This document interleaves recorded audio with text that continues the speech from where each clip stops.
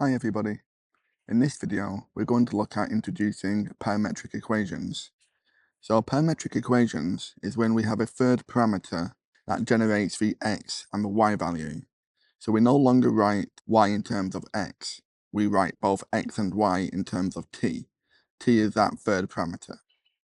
We'll work through 3 questions and I'll show you how this works. So for question 1, we're told that x equals 3t. And that y equals t squared plus 1. We need to find a Cartesian equation in the form of y equals f of x. I'll show you what this looks like using Desmos. You can see we have a parabola. We need to find the equation of this parabola in terms of x and y, so we need to eliminate the t term. So the way we go about this is we can make t the subject of this equation. Then we can substitute that value of t into our equation for y. So x over 3 will equal t. Then we substitute this into here. So y will equal t squared x over 3 squared plus 1. We can expand out the brackets, so we get y equals x squared over 3 squared, which is 9, plus 1. So this is the Cartesian equation for these parametric equations. For part B, state the domain and the range of f of x. It's much easier to consider the domain and range of the parametric equations rather than the Cartesian equation, because the domain concerns the x values, and the range looks at the y values. So if we look at the domain, we're interested in x equals 3t, and how this will behave within the range of t from -2 to +4. So if we look at the minimum x value, this will be 3 multiplied by the -2. So this will be -6. If we look at the maximum x value, this will be 3 multiplied by the maximum t value. This will be +12. And because this is a continuous function, the domain will be when x is less than the 12, it can't be equal to 12 because this cannot be equal to 4, and greater than -6. Again, it can't be equal to that because t is not equal to -2. And this is our domain. The range is when we look at the y values. We have t squared plus 1. So when t equals -2, the y value will be the -2 squared, 4, and 4 plus 1 is 5. When t is +4, y will be the 16 plus 1, y will be 17. But we know this will have a minimum when t squared is 0, because this t squared term can never be negative. So when t equals 0, we'll have a minimum, and this will be at y equals 1. So the range, f of x, will go from a maximum, which is 17. Again, it has to be less than the 17.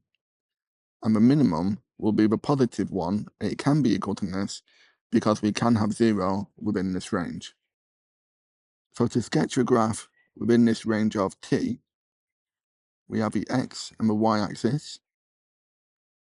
When t is -2, we've got an x value of -6 and a y value of +5. So we'll plot this at -6 and 5. This will go somewhere around here. When t is 0, y will be 1, and x will be 0, 3 times 0. So we'll have a point at 0, 1. And when t is +4, the x value will be 12, and the y value will be 17. So that will go, not quite to scale, 12 and 17 up here somewhere. So we'll get a parabola shaped like that. Okay? Let's try question 2. So for question 2, for each of the following parametric equations, find a Cartesian equation in the form of y equals f of x, and state the domain and the range. Do you want to try question A? You can pause the video and come back when you're ready. Okay, so I'll come back if you had a go. So we need to write t in terms of x. So x minus 2 will equal t. Then we substitute this value of t into here. So y will equal x minus 2, our t value, squared, plus 1. We can expand the brackets out, so y will equal x squared minus 4x plus 4 plus 1. We'll add the constant term together so we get plus 5. This will be our Cartesian equation involving x and y. For the domain, when t equals negative 4, the minimum x value will be negative 4 plus 2, so we'll have negative 2. And the maximum x value will be when t equals positive 2, so we'll have 2 plus 2, x will equal 4. So our domain is when x is less than or equal to 4, it can be equal to, because it can be equal to 2, and greater than or equal to negative 2. Range. Now we're looking at the y equation. When t equals negative 4, we'll have a negative 4 squared, which is 16, so y will equal the 17. When t equals positive 2, we'll have 4 plus a 1, y will equal 5. And the minimum will be when t equals 0. So we'll have 0 squared plus 1, y will be 1. So y equals 1 is our minimum, and y equals 17 is our maximum. So the range will go from less than or equal to 17, but greater than or equal to positive 1. How did you get on with that? Do you want to try questions B and C? Okay, so for question B, writing t in terms of x, t will be 1 over x. We'll substitute that into y. This will be 1 over x squared. We've substituted t into here. So y will be 1 over x squared. And that's our Cartesian equation. And for the domain, this is when x equals 1 over t. So if we sketch this graph, when we've got t equals 0, we'll have an asymptote. It can't be equal to 0, which is why it doesn't shoot off to positive infinity, but it does approach that. And then for very large values of t, as t increases, we shoot off to an infinite value of x. And we'll have a curve that looks like this. So the domain is when x is greater than 0. For the range, we have y equals t squared. If we sketch this graph, when t is 0, we get 0. And then for very large values of t, we'll get a curve that looks like this when it shoots off to infinity. We know it can't be 0 because this is greater than 0, not equal to that. So the range will be f of x is greater than 0. And then for question C, we'll write t in terms of x. So we'll have t equals x over 3. We'll substitute this expression for t into here. So y will equal 4 over x over 3.